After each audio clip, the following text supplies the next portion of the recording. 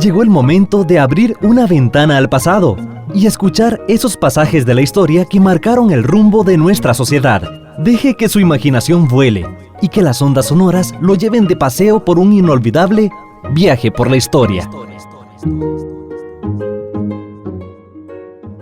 Hemos dicho que cuando llegaron los españoles al continente y a Costa Rica impusieron un modelo de violencia que tiene diversas expresiones o manifestaciones. Hemos explicado lo que fue la violencia económica, la apropiación de las tierras y el sometimiento de los hombres al trabajo de esas tierras en función de la economía española. Hemos explicado también lo que fue el modelo de violencia política por el cual los españoles imponen su autoridad y su dominio, su sometimiento de las comunidades indígenas y obediencia política a esas autoridades, y cómo también estructuraron el continente administrativamente en función de ese conocimiento que iban teniendo, del mayor control de tierras que debían ejercer y del mayor control poblacional que también debían cuidar. Y hemos explicado también la parte militar que justificó el poder, que mantuvo el poder, que defendió el poder y que fue desventajoso en la lucha de los indígenas contra la dominación que sufrían y la violencia que les era impuesta. Otras formas de violencia histórica que se imponen en aquel momento pasan por lo que podríamos llamar la violencia jurídica, la violencia que va a justificar legalmente lo que hacen los españoles.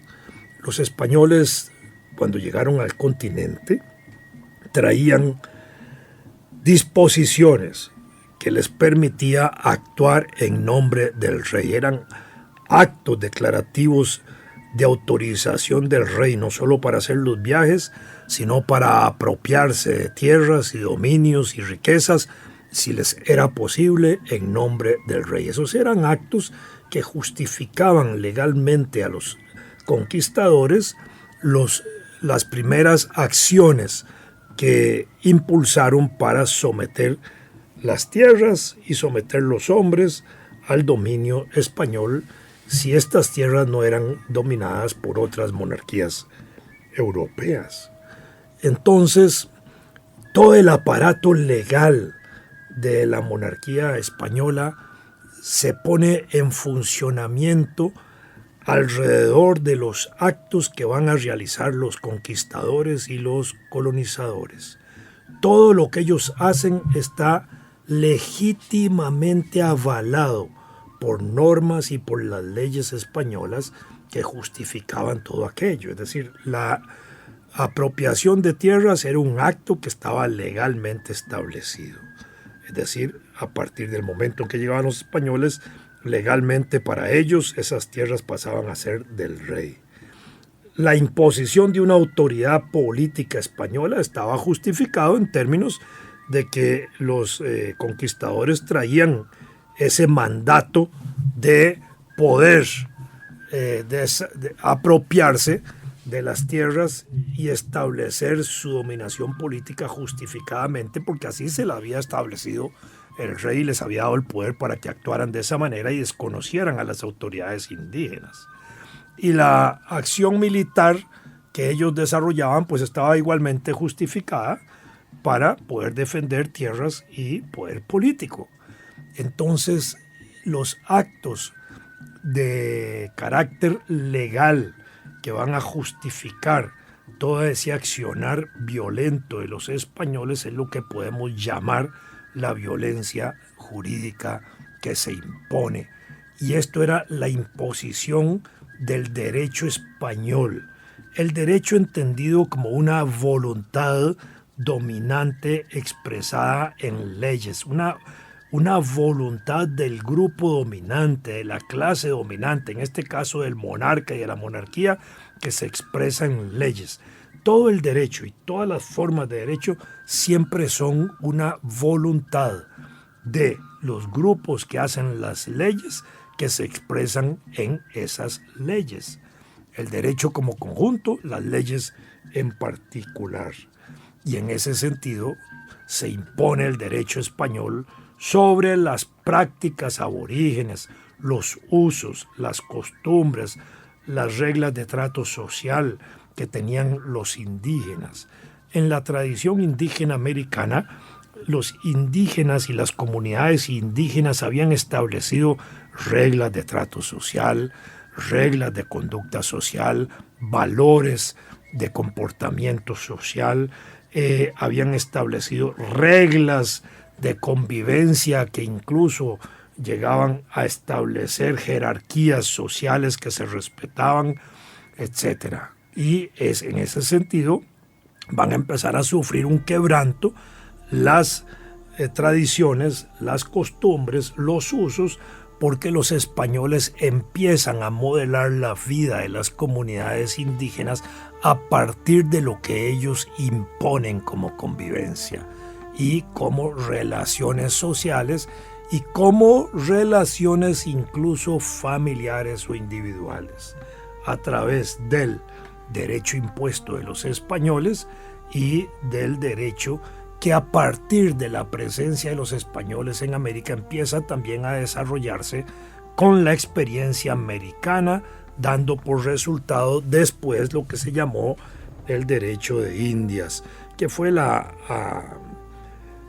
asimilación del derecho español a las condiciones del continente y de la experiencia colonial americana.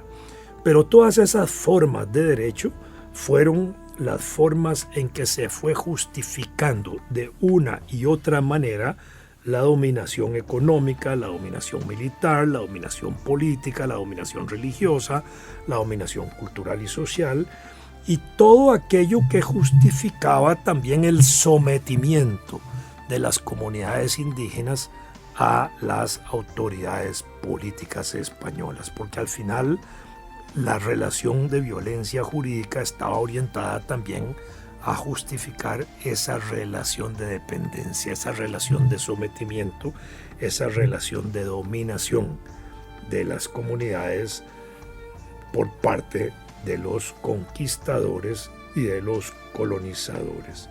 Y quienes violaran esa relación, el mismo derecho se encargaba de imponer las sanciones o los castigos correspondientes, inclusive llegando a la pena de muerte si era necesario. Y la pena de muerte en aquella época tenía las características del ahorcamiento por la vía de la horca, del arcabuceo, cuando los ponían al frente para dispararles como fusilamiento, el descuartecimiento por caballos, jalaban a las personas por las extremidades, ¿verdad?, para producirles la muerte, o el garrote vil. El garrote vil era una de las formas que se empleó en España.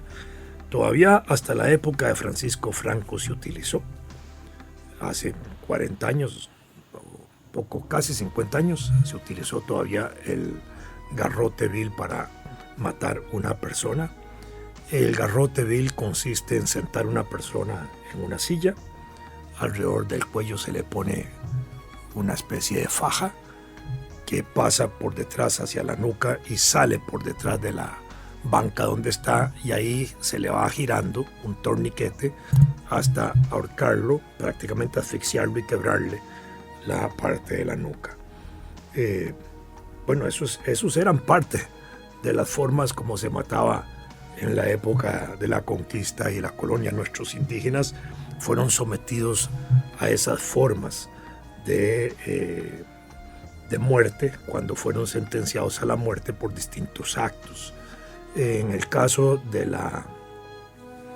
esta forma de sentarlos en la silla y de irlos ahorcando lentamente o asfixiándolos lentamente hasta quebrarles la nuca, en Costa Rica no se aplicó porque no hubo el verdugo, no había en Cartago un verdugo especializado en hacer ese tipo de actos.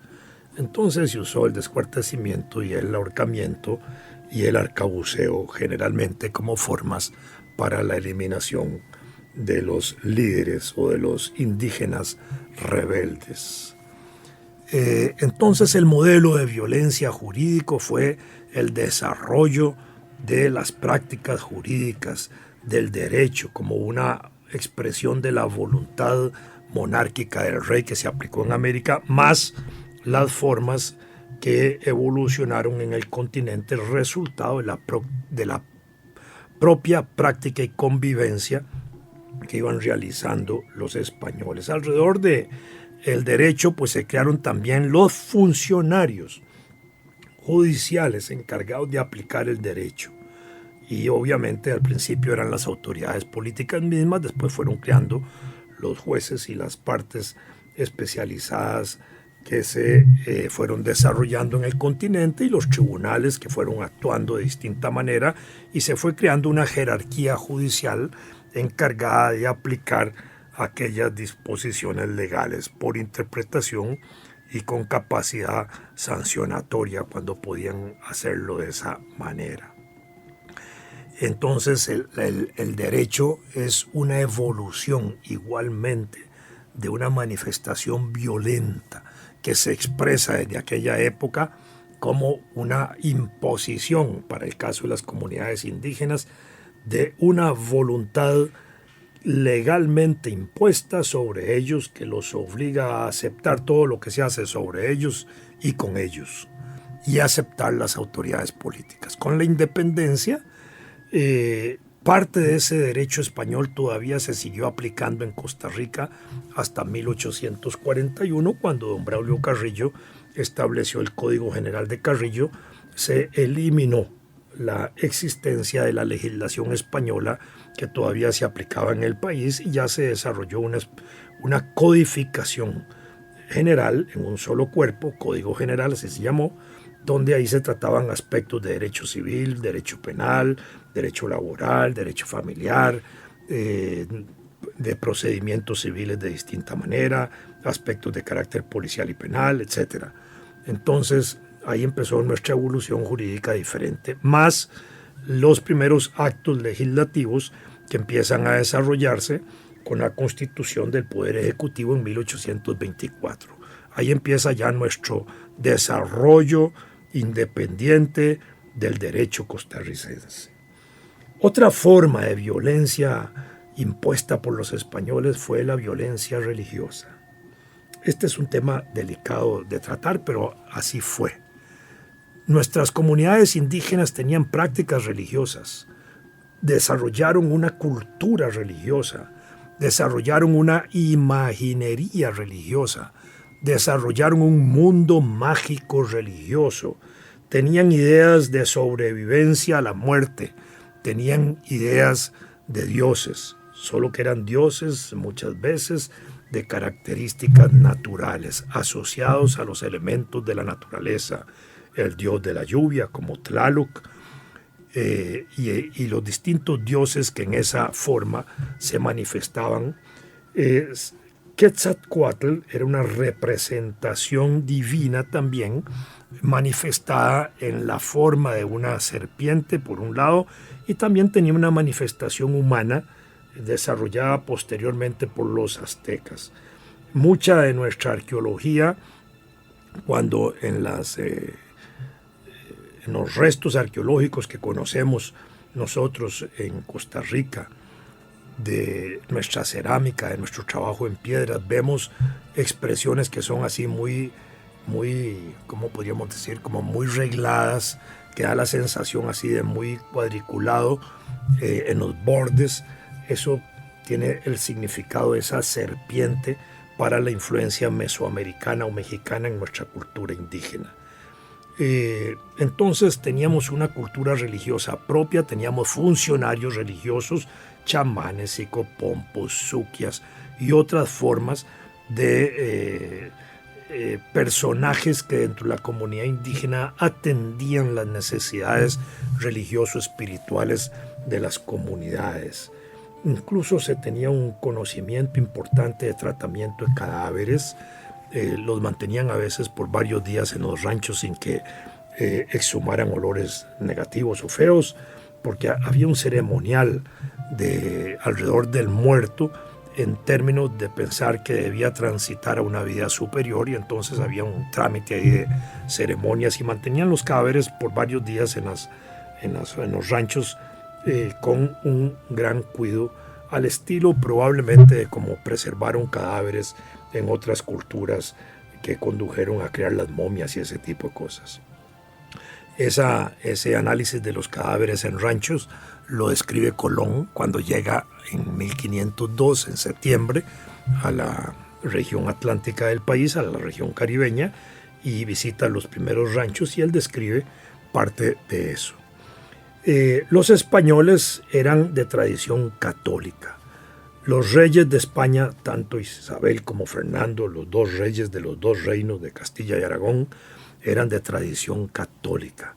Cuando ellos se casaron y unieron los dos reinos, pues se convirtió la España unida en una España católica frente a una España, frente a regiones que habían desarrollado otras prácticas religiosas, como los musulmanes y el islamismo en la parte arábiga, o como la Alemania, que ya empezaba a agitarse con una segregación, como una separación de los grupos católicos que termina en 1519, que va a dar origen al protestantismo de Martín Lutero, y se crea una parte de la religión cristiana no perteneciente a Roma, que desarrolla Martín Lutero después de 1519. Pero la España dominante en América fue la España católica, la España de los reyes, y por lo tanto los reyes tenían como religión de Estado la religión católica.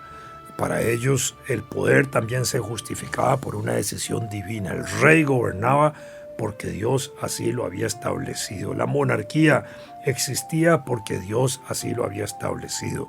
Los siervos dentro de los reinos españoles existían porque Dios así había establecido esa dominación de los reyes sobre los siervos, y había establecido a los siervos para servir a las monarquías, de manera que cuando los españoles vienen al continente, vienen con su religión católica. En las primeras excursiones que llegaron venían sacerdotes con las expediciones de los conquistadores, porque tenían que darle asistencia religiosa, obviamente, a los conquistadores y a los que hacían aquellos primeros viajes, y luego a los colonizadores. Y se van a encontrar con prácticas religiosas que para ellos eran paganas en el continente, y ese paganismo, esa religión, esas prácticas religiosas no católicas, de acuerdo a la época, hace 500 años se podían exterminar. La época permitía la guerra de religiones, justificaba la guerra de religiones, se planteaba la idea de una religión única y verdadera frente a las otras, y las otras sostenían lo mismo frente a las otras religiones. De manera que frente a aquellas prácticas religiosas y guerras religiosas, el exterminio de los no católicos era válido y justificado legalmente, y además religiosamente, porque se hacía en nombre también de una religión que se suponía superior y única y verdadera. De manera que frente a las prácticas religiosas aborígenes se impone la religión católica como la única y verdadera.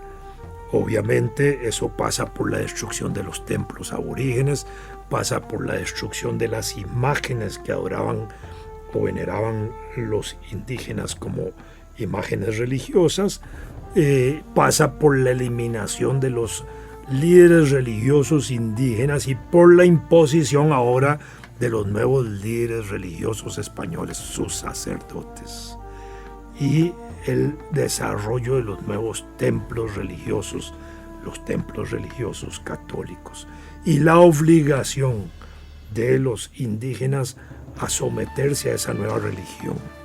Al principio, la violencia es tan grande que permite el exterminio, pero el exterminio de indígenas también acaba con la mano de obra. Y la mano de obra de pronto es necesaria. Y hay una necesidad, valga la redundancia, de protegerla para que trabajen las tierras, para que trabajen al servicio de la monarquía y las autoridades monárquicas en la colonia y en la conquista.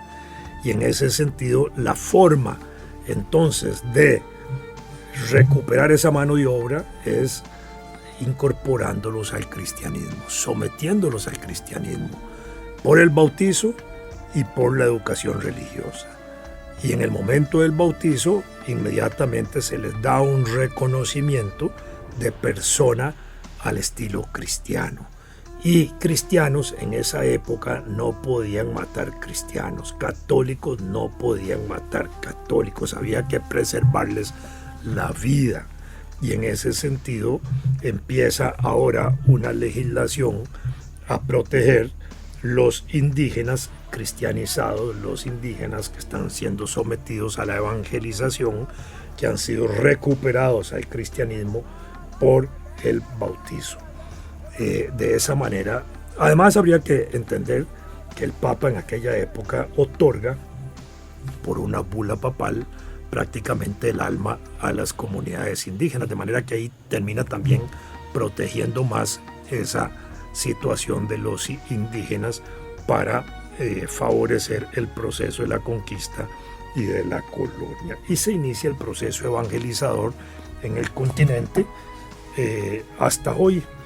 Entendamos nada más que si aquí hubieran llegado conquistadores islámicos, hoy nosotros tendríamos por religión natural prácticamente el islamismo. Difícilmente hubiéramos tenido otra religión que no fuera el Islam, pero fuimos conquistados por gente de pensamiento católico y desde ese punto de vista se impuso sobre la religión aborigen y sobre las prácticas religiosas aborígenes las prácticas religiosas católicas. En ese sentido también tendríamos que decir que la religión no es natural desde el punto de vista, la religión católica no es natural desde el punto de vista histórico porque nos fue impuesta por los españoles en el continente americano. De ahí en adelante empezaron a desarrollarse las comunidades religiosas, empezaron a llegar grupos de sacerdotes individualmente a atender regiones y a veces por grupos de religiosos en las misiones a cargo de las órdenes religiosas como los recoletos y otros que llegaron al continente en aquella época con la intención de contribuir a la dominación española. Y esta parte es importante entenderla porque esta fue la razón moral de la conquista.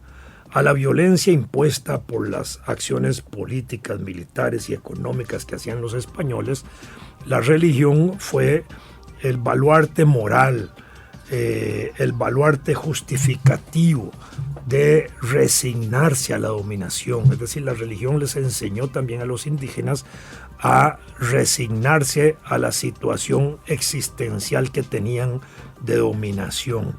Si el régimen colonial, si el régimen monárquico era natural para los españoles porque era voluntad de Dios que así fuera, eso también se transmite a la educación de los indígenas de que era natural que ellos aceptaran la dominación española como natural y aceptar naturalmente a las autoridades españolas. Y la resignación como un elemento moral es muy importante porque es lo que les va a justificar la posibilidad de ganarse el reino de los cielos después de la muerte, siempre y cuando hayan sido obedientes y hayan aceptado las formas de dominación que les eran impuestas. De esa manera empezó a desarrollarse la religión católica en el continente como una religión de Estado, la religión de los monarcas españoles, que llegó a las Cortes de Cádiz pasando por la Corte de Bayona, justificando así la existencia también de la religión católica como una religión de Estado, y de las Cortes de Cádiz nos pasó a nosotros a la primera Constitución de Costa Rica en 1821, que se estableció igualmente la religión católica como una religión de Estado.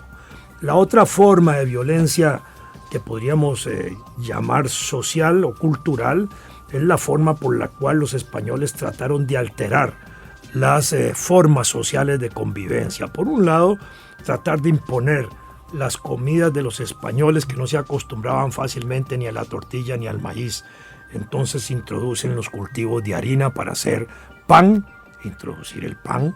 No se acostumbran a la chicha, entonces introducen la caña de azúcar para elaborar alcohol y aguardiente. Y ahí empiezan las costumbres a variarse en términos de hábitos alimenticios. Historiadores nuestros han logrado determinar que la olla de carne tan tica, tan costarricense, fue desarrollada al finales de la colonia en el siglo XVIII. La olla de carne ya existía como un plato de aquella época. La otra forma en que se expresa esa violencia social fue la identificación por el vestido.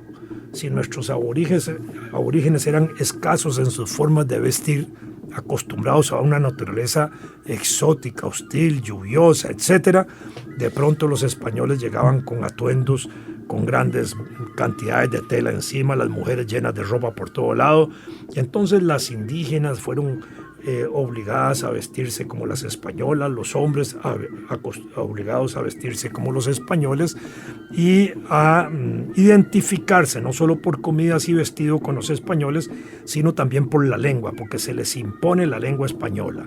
La lengua española se les impone porque era más fácil dominar con el dominio de la lengua española por parte de los indígenas que los españoles dominando los distintos dialectos indígenas del continente.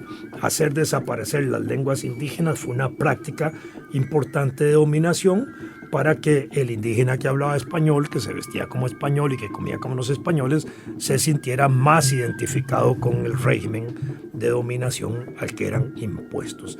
Estas fueron parte de esa violencia social, económica, militar, política, legal, religiosa que les fue impuesta a las comunidades indígenas y que configuraron el desarrollo posterior de la Costa Rica hasta nuestros días.